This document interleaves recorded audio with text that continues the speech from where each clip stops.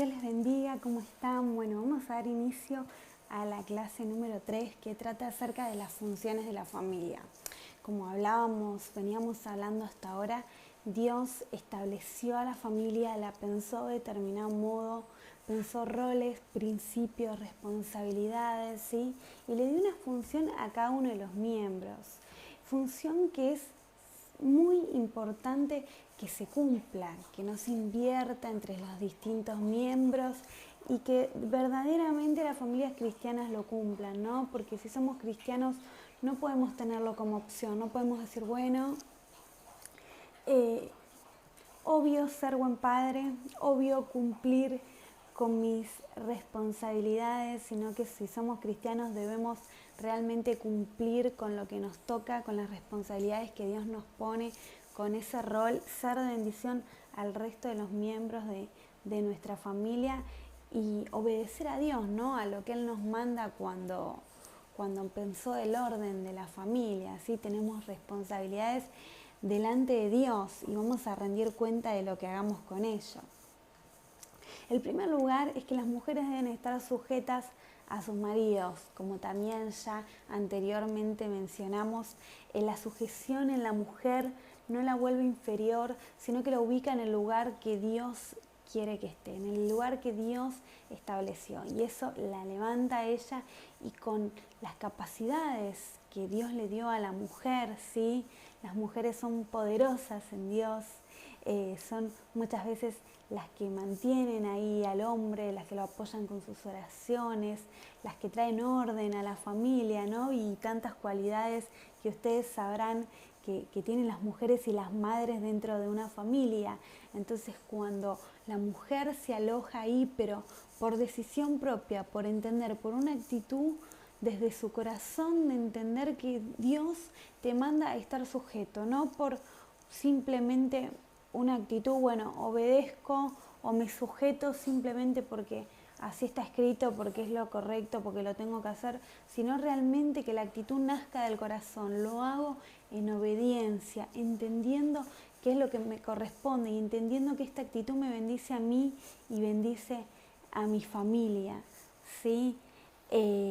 También habla de las mujeres que sus maridos son inconversos, ¿no? De la importancia de poder acercarlos, convertirlos desde nuestra conducta. Dice la palabra, y tenemos acá el pasaje bíblico, que no se convierte con nuestras palabras. Muchas veces queremos convencer, las mujeres que tienen a sus maridos inconversos, pelean, ¿no? Pelean porque el marido no viene a la iglesia, pero llegan de la iglesia y se enojan y hacen problemas y pelean, ¿no? Y el marido dice, pero viene de la iglesia y después quiere que yo vaya, ¿y para qué voy a ir? Sino que la palabra habla de que con nuestra conducta, no con nuestras palabras serán ganados, sino mediante nuestra conducta. Que nuestros maridos puedan ver que somos mujeres que nos sujetamos, que somos mujeres que respetamos, ¿sí? Que amamos, que cuidamos, que honramos. No significa estar sometida bajo el hombre obedeciendo a todo lo que dice, sino que haya un acompañamiento, ¿sí? Respeto la voz de mi marido, respeto sus decisiones, lo honro, lo cuido, velo por sus necesidades, estoy atenta a lo que él necesita, ¿sí? Tanto en la compañía como en la salud, como en lo emocional, en lo que sea que el marido esté necesitando, que podamos ser mujeres, que podamos ser de bendición para ellos, que podamos acompañarlos, ayudarlos, ¿sí?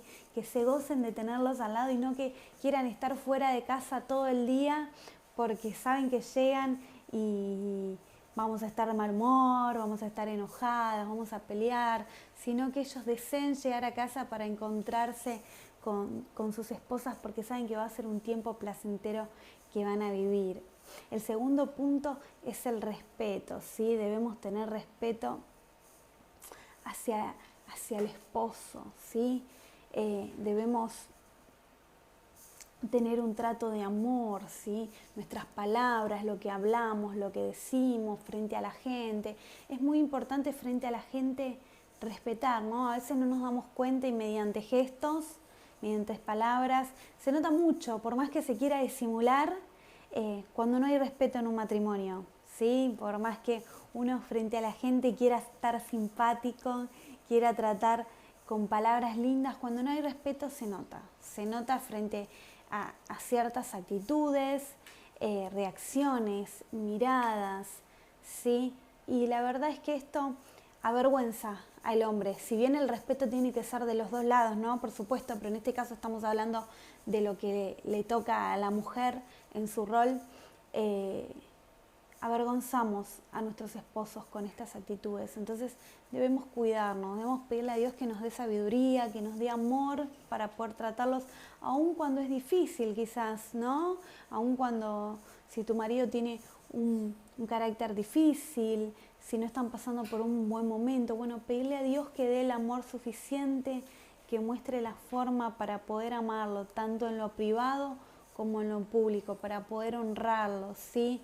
Porque cuando hacemos esto también los alejamos a los esposos, ¿sí? Ellos eligen alejarse de uno y tratan igual que uno los trata. Entonces podamos ser primero de ejemplo. Por supuesto que tenemos derecho a que se nos trate con amor, tenemos derecho a que se nos trate bien, pero la palabra habla de que nuestro comportamiento debe ser correcto independientemente del comportamiento del otro, ¿no? Entonces que podamos nosotros mantener nuestro comportamiento adecuado y Dios se va a encargar de ir amoldando todas las cosas. Dios se va a encargar de, mediante nuestra buena conducta, mediante nuestro testimonio, que el otro pueda ser cambiado también. Y los deberes del esposo. En primer lugar, debe amar a su mujer. Dice: maridos, amad a vuestras mujeres y no seáis ásperos con ellos, ¿sí? Deben amarla como vaso frágil. Y más adelante en el versículo que dice de amar a la mujer, de cuidarla como a vaso frágil, dice: para que nuestras oraciones no tengan estorbo, ¿sí? Es decir, que a nosotras nos manda Dios a sujetarnos. Pero fíjense en qué importante es estar en los detalles, ¿no? Como Dios fue sabio y dejó cada puntito escrito en su palabra. Dice que amad a vuestras esposas como a vaso frágil. Cuando habla de vaso frágil, habla de que a veces la mujer es mucho más sensible emocionalmente, ¿no? Necesita este cuidado, está en los detalles, esperando quizás de que se le haga un mimo, que se le sea atendido o mirado en ciertas cosas que quizás el hombre las pasa por alto. Muchas veces, muchas peleas en los matrimonios es por las fechas. Hoy no te acordaste la fecha de mi aniversario, no me compraste lo que yo quería. Y para el hombre quizás son tonterías y no lo ve como algo tan importante, y para la mujer es dramático, ¿no? Llora, se enoja, a veces hasta se arruinan esas fechas especiales por estas cosas. Y bueno, no cuesta nada. A la mujer también entender que a veces el hombre, bueno, no lo pensó así.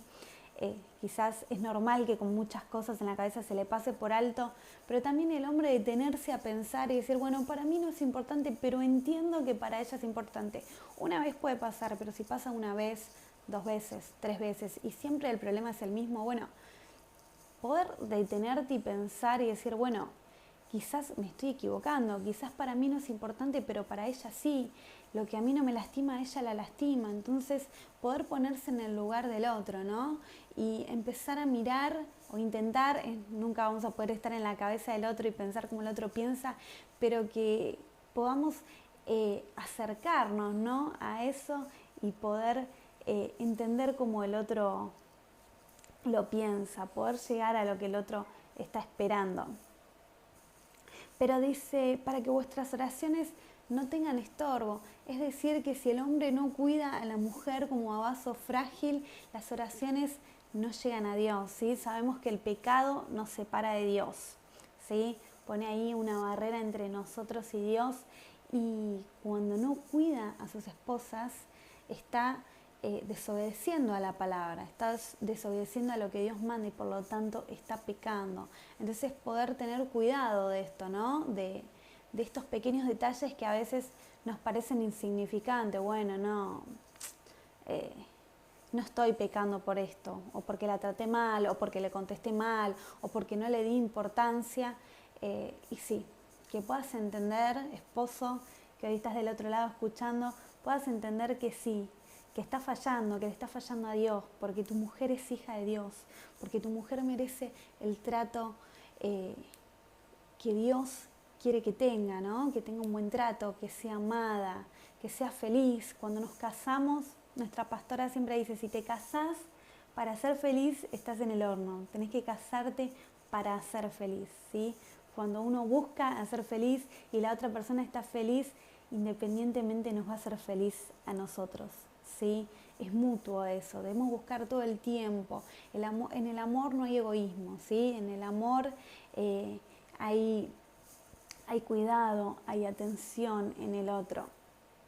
El hombre debe proveer protección y cobertura, ¿sí? No significa que las mujeres son débiles, que no se pueden cuidar, que necesitan sí o sí de un hombre que los esté cuidando, no significa eso, sino que si hay un hombre, si hay un matrimonio, hay una familia, hay un padre, el hombre tiene la responsabilidad de proveer refugio, ¿sí? Que muchas veces los hijos corren al papá cuando tienen miedo, ¿no? Los abrazan, se refugian en ellos, y la mujer también puede descansar, porque cuando hay un hombre en la casa la mujer se siente más segura, porque es el rol que Dios estableció para el hombre, ¿no? Que es lo que debe proveerle a su familia. Entonces también entender esto, que nuestra familia, que nuestra esposa está esperando eso, está esperando que lo cuides, que veles por ella, por ellos, por tu familia, ¿sí?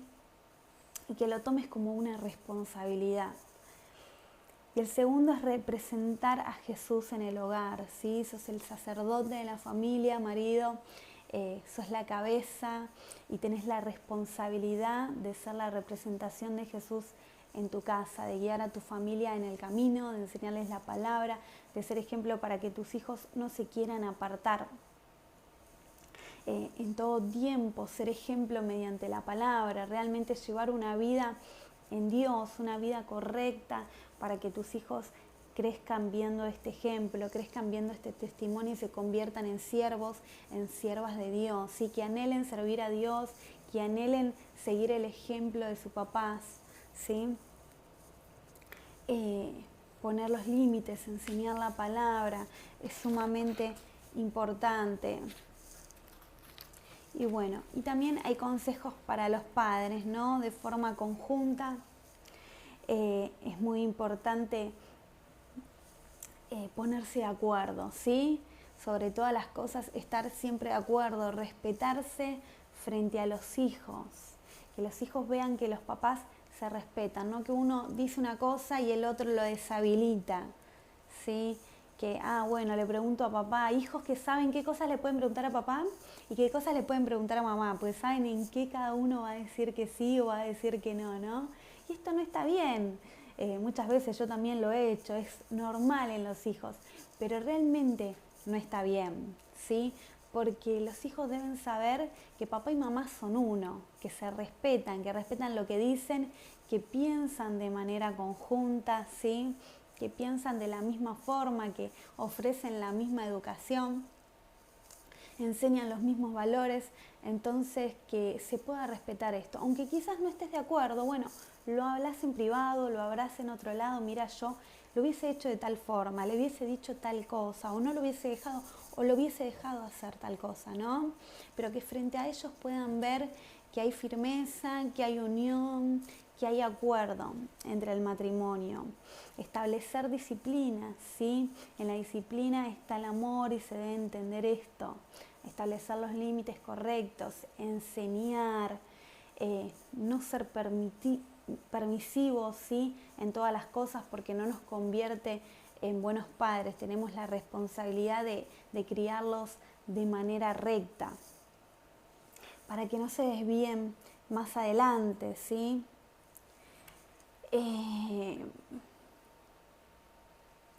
Debemos poder ofrecerles un espacio para que ellos puedan hablar con nosotros en estos tiempos que es muy difícil, que hay muchas cosas, donde los chicos tienen muchísima información. Lo que vos creas que tus hijos no saben, lo saben. Yo tengo una hija de 8 años y me ha llegado con cosas decir, mamá, yo ya sé tal cosa, y yo me quedo como, ¿qué? No tenés edad para saber tal cosa. Pero en el colegio se habla todo, se sabe todo, ¿sí? Entonces poder sentarnos, poder charlar, antes se usaba que no se hablaba nada, ¿no? Y uno llegaba a la adolescencia y había un montón de cosas que no sabías. Ibas a otro lado para informarte. Bueno, que en nuestros hogares no pase eso. Que podamos ser los primeros a los que nuestros hijos corran a contarnos, corran a hablar, porque que sepan que van a encontrar un buen consejo, una buena palabra, un oído que realmente los escuche y no que los juzgue. Sí sabiendo que se les va a decir lo correcto, ¿no? Pero que se los va a escuchar, que no se los va a juzgar, que se lo va a amar a pesar de, ¿sí? Que los padres no se van a decepcionar. Debemos entender que los hijos muchas veces se equivocan, ¿sí?